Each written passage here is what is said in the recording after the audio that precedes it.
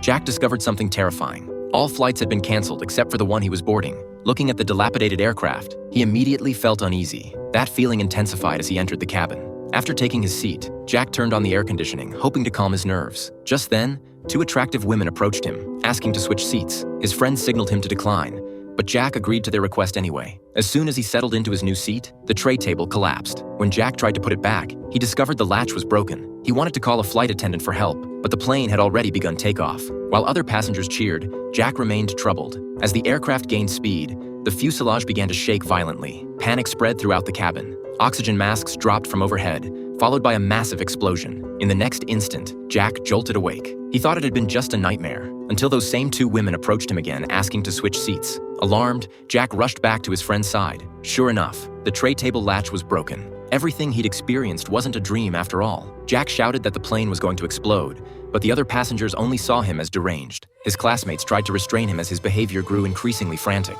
The situation descended into chaos, and eventually, Jack and his friends were forced off the flight. An enraged Bob started fighting with Jack, but seconds later, the plane actually exploded in midair. Everyone stared in disbelief at the devastating scene.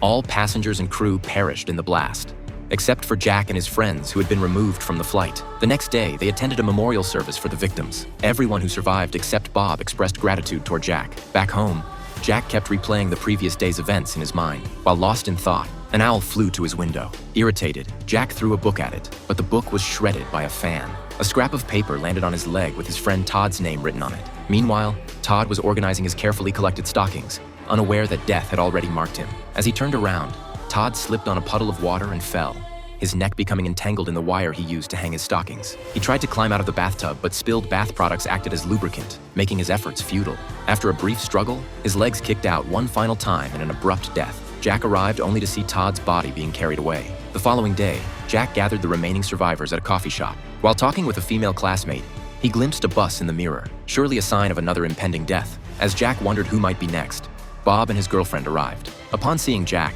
the skeptical Bob immediately began mocking him. His girlfriend disagreed, siding with Jack's perspective. But then suddenly, due to copyright restrictions, we can only show you this much of the movie. It's called Final Destination.